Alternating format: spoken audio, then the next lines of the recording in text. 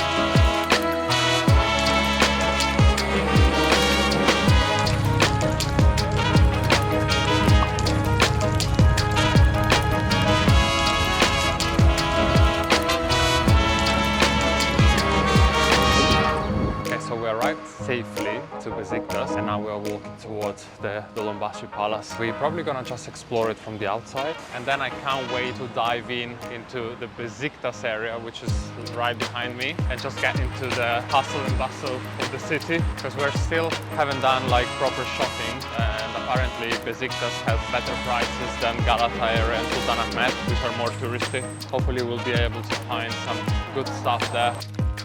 So the Dolmabahce Palace, built in 1856 and now a museum and a symbol of Ottoman Empire, is located on the European side of Istanbul, strategically placed on the shores of the Bosphorus Strait, giving panoramic views of the waterway. It's filled with crystal chandeliers, grand staircases and opulent decor, with an enormous Bohemian crystal chandelier which is one of the largest in the world and was actually a gift from Queen Victoria of England. We really hoped we could see a bit more from the outside since we decided we wouldn't visit. Spending €25 each to enter for the palace was a bit out of our budget for the trip, to be honest. In general, we prefer to spend our money on food, but I think if we weren't so hungry and it wasn't so grey today, a visit to the courtyards would have been really nice. So we headed towards the Besiktas area to find a breakfast spot.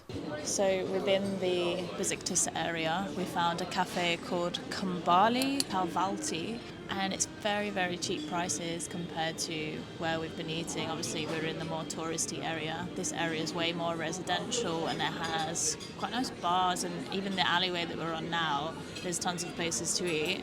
But for example, we're getting a breakfast for 65 Turkish lira, which is literally like €3, so it's super cheap. There seems to be just a lot of activity in this area. Seems more like hipster and trendy, so a lot of younger people. Okay, so we found a bakery here in Besiktas, and we got some homemade biscuits. They're all like homemade and different flavors. We got 2 each, and they just look amazing. The best thing is that we only paid 65 Turkish lira for all this, which is literally €2, so it's amazing. So good. So we're back to the pier now, and we're gonna get another ferry that's gonna take us to the Grand Mecidiye Mosque. We're gonna also explore that area. Besiktas actually was really nice. We really enjoyed it. It was much more like a local experience, and the restaurants there was full of locals, not many tourists, and the prices was also much cheaper than Sultanahmet.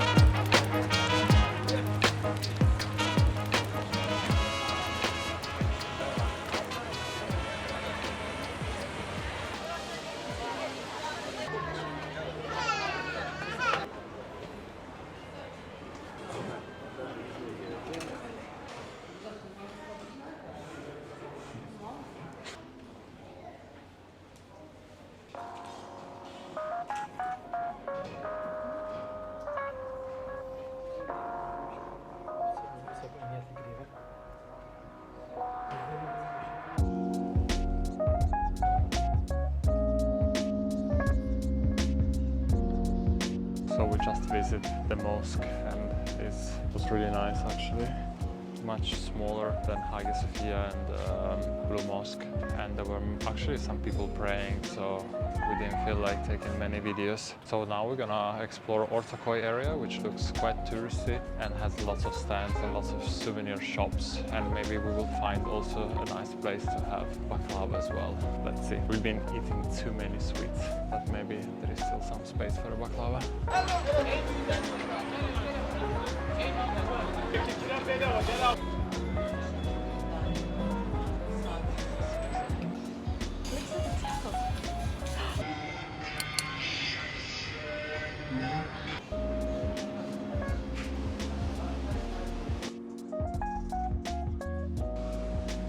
So another day, another baklava. We came to the Deglo, but we're trying a different kind of baklava today. We've got like a selection, and we've been coming across these like churro-shaped ones that are definitely full of syrup, and we're going to try those now for the first time.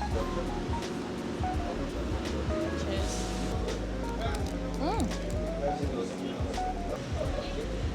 It's like a churro. I wasn't expecting it to be crunchy. I thought it would be a lot softer, but it has this kind of spongy filling. Would I get it again though? Probably not. And then we also want to try this green one, which I'm assuming is like pistachio Overload. galore. It's very shiny. I think it's only pistachios.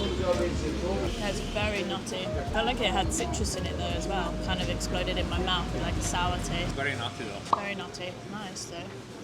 After overdosing on baklava, we headed back to the ferry port to return to the north area of Istanbul.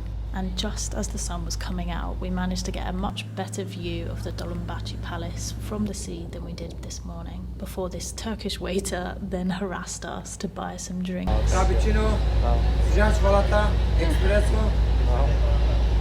No, no. Yes.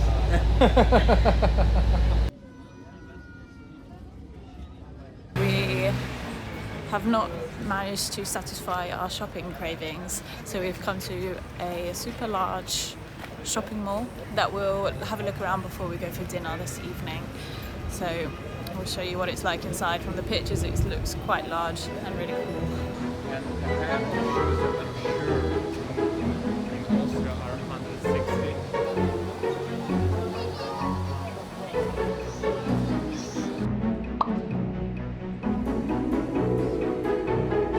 We also popped into the local supermarket to buy a bunch of snacks. We tried to look for the most weird and wonderful items that we could, because we're going to do our snack video that we did for Thai snacks. We're going to repeat it again for Turkish snacks, and we've got a good mixture of stuff.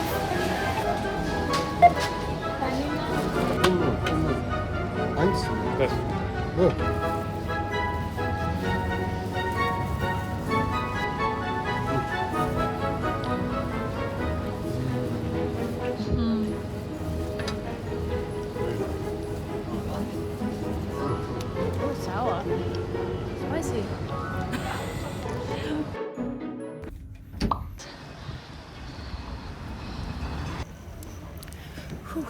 So tonight for dinner, as if we haven't done enough walking today, we came over to the Galata side, and now we're walking up the steepest hill to a restaurant called Pera Antakya, which Danny found from watching On World Travel's YouTube video, which they recommended.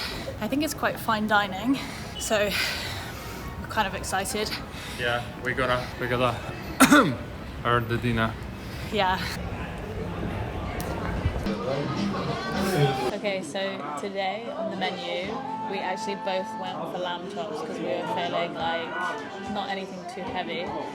And then Danny was really interested to try the pita bread with the lamb and the pepper on top. And then we also got a tabbouleh as a side salad because we love tabbouleh. And also the fact that we didn't want something heavy and we went for lamb chops says it all. I think it comes with the lemon as well.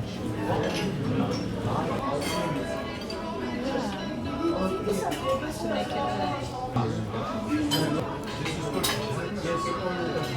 After dinner, we headed back towards the high street as Danny had decided that he wanted to outsmart those ice cream men that tried to trick you with the cone, and he succeeded in cracking the cone.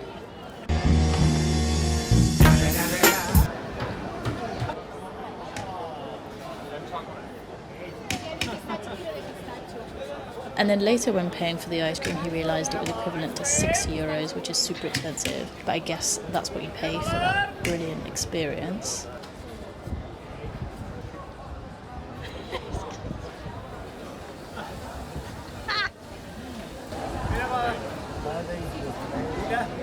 I need to pay for it. Nice. So on the way here we did notice a really cool bar which we were very intrigued by, and it's on the way back to our hotel. So now Danny's had his ice cream. I feel like I want a pint maybe.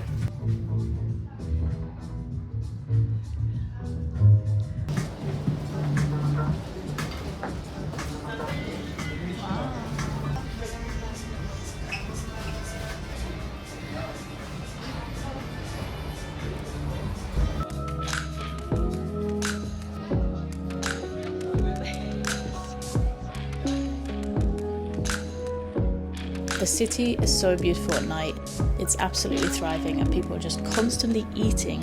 We managed tonight to take home our baklava to eat in bed like two cretins.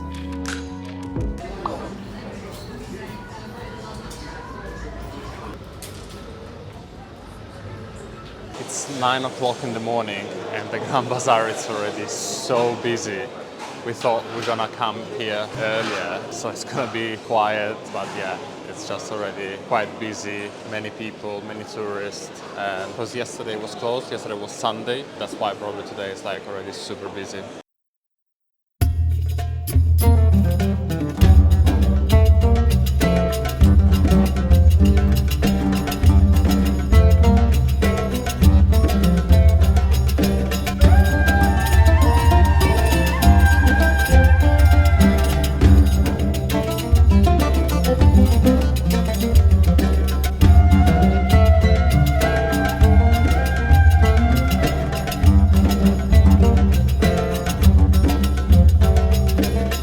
So 10 minutes in and me and Maya were already lost. I think these places are designed for you to get lost completely and just and just start buying stuff. A very important tip here at the Grand Bazaar is never accept the first price given. You always need to bargain, and I'm pretty sure you can end up like paying half of the price they want you to pay. So what I didn't expect from the Grand Bazaar is that there is some traditional elements, but then there's a lot of modern stuff, which I don't know whether it ruins it a little bit to have kind of these Christian Dior handbags and things like that. But then you find these really nice traditional pockets of shops where they have like Aladdin's lamp, and that's what I expected from the Grand Bazaar, not so much like seeing a credit card machine and someone paying for a Christian Dior bag. Like it's definitely a mix and it's definitely modernised.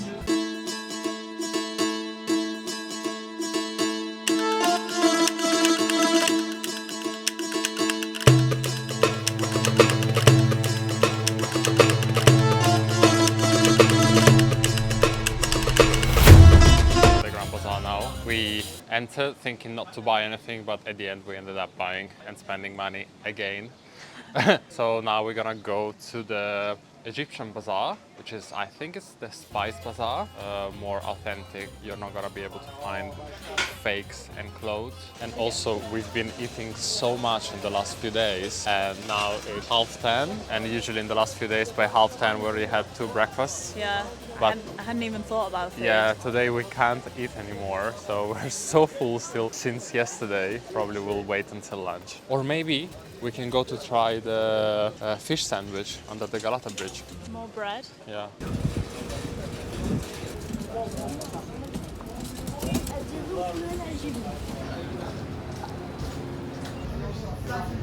I have all the spices on the table.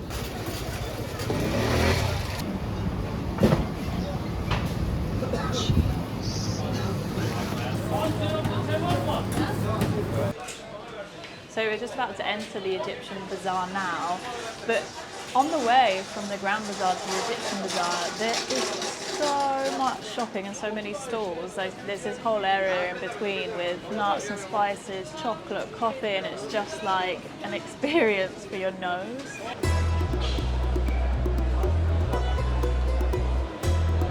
This is nicer, I think. Let's agree that the Egyptian Bazaar adds this more like magic and traditional feeling to it. Yeah, the ceilings are a lot higher. It feels like more grand than the Grand Bazaar, I'd say. And then there's just loads of spices, so as you come in, it's like, wow. Hits you right in the nose. Yeah.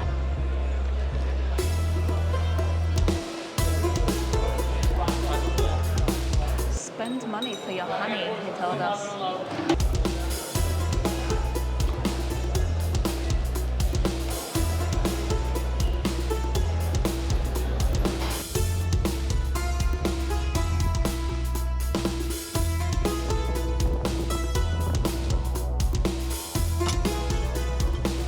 We are now trying the famous Balik Ekmek sandwich, which you get across the river in any of the restaurants, and inside is basically what looks like a smoked mackerel in this massive loaf, which is toasted and warm, and it comes with like salad, and they also bring over a lemon sauce. It looks very like artificial. Yeah, it looks like Gatorade. But we're going to try this now because this has been like highly recommended when you come to Istanbul.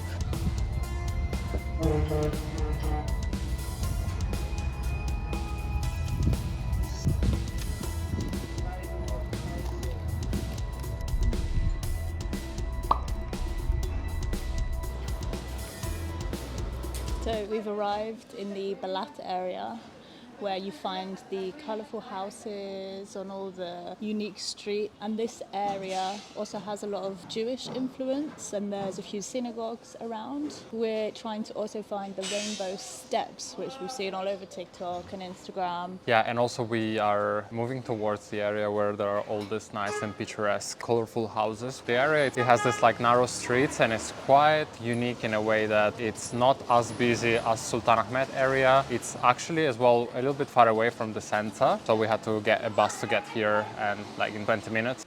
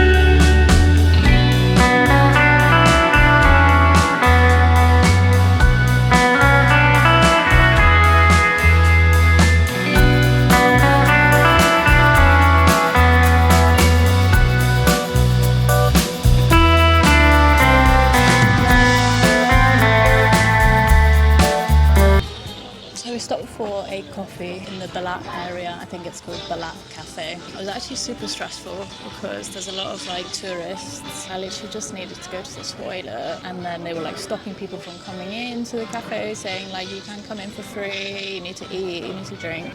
And in general, I mean, the area around it, there's a lot of construction needed and remodeling of these buildings, because it looks like things are like falling apart a little bit. So for me personally, I feel like this was a little bit of a tourist trap. Some of the houses are really beautiful. The architecture just looks like there needs to be a little bit of money injected into this area.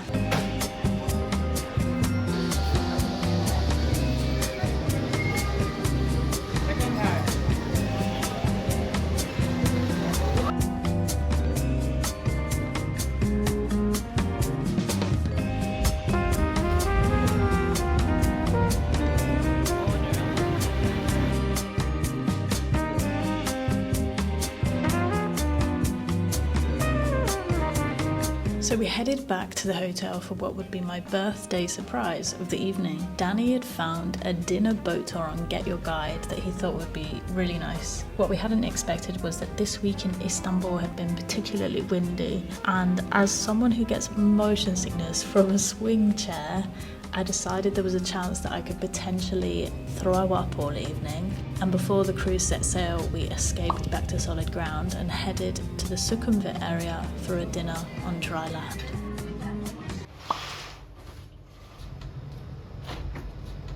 Good morning. We have a few hours left in Istanbul. We're checking out at 12, so in a couple of hours. So we are trying now our luck to visit Hagia Sophia, which we didn't manage to visit on the first day. It's quite early now, so we hope there's not gonna be much queue. So I think one of the most important tips that we can give you if you wanna visit Istanbul is to wake up as early as possible. For example, now it's 9 a.m. and not many people are around, and we always think like, oh, maybe it's like some tourists are gone, but by 10 or midday even, the city is packed with people. It's crazy, honestly, how chaotic the city is, right? Yeah, very overwhelming. Yeah, very overwhelming, especially on trams. People are just like pushing to get in. Yeah, it's been hectic.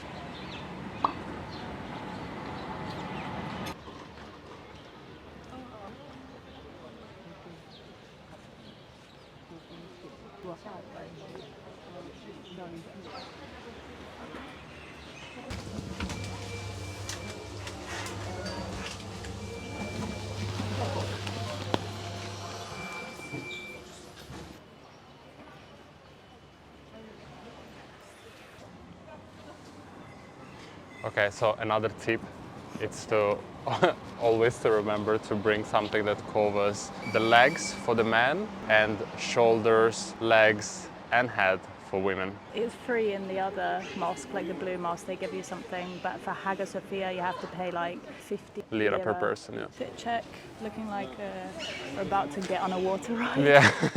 I forgot to say like the most important thing of today, which is someone's birthday. Yeah, Maya is turning 30 finally. No, I'm 29.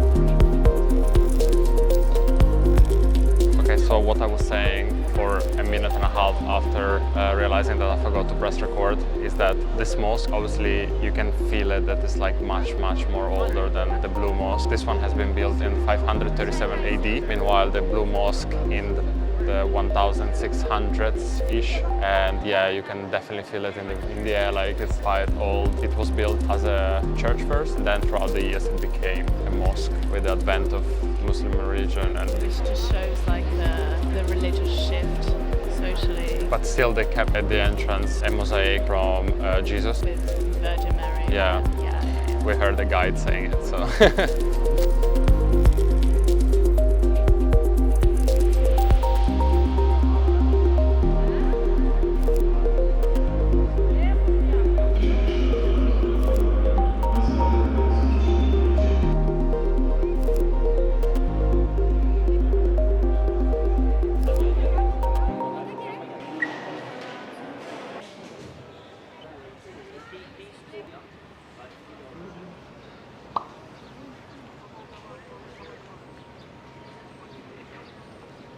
We are now heading towards a place called Serbetani, which apparently serves a nice Turkish breakfast. We're gonna have our last Turkish breakfast of this holiday.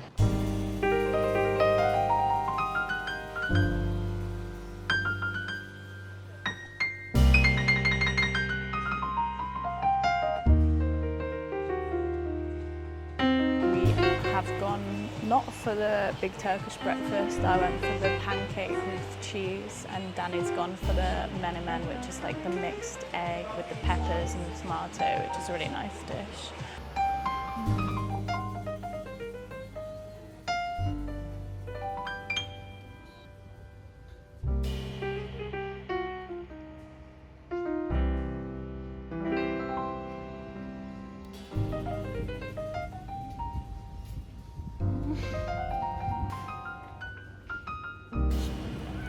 So we came to Karakoy for our last few hours, and we were just looking around some shops, and then we came across this really cool baklava place. This place is called Nadir Gullu.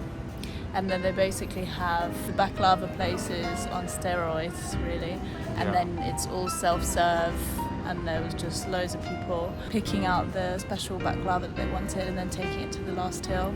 Yeah, they had so many different shapes that we didn't see.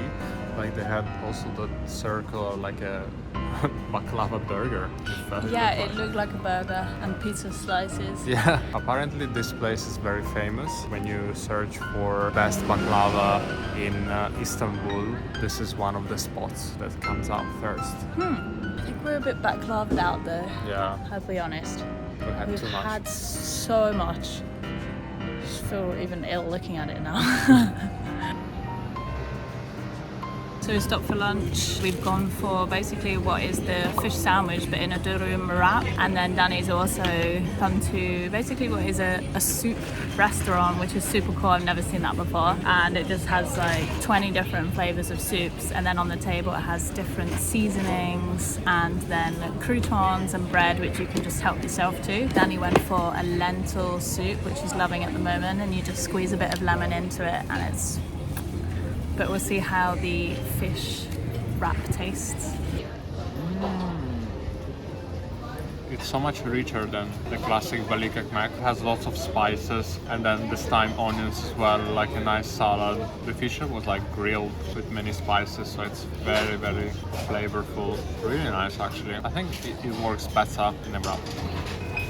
Now, sadly, the time had come for us to start making our way to the airport to go home, where we ultimately ended our culinary journey with a beautiful Shake Shack burger, priced at a whopping €42, ending on a high indeed. And they taste like beef.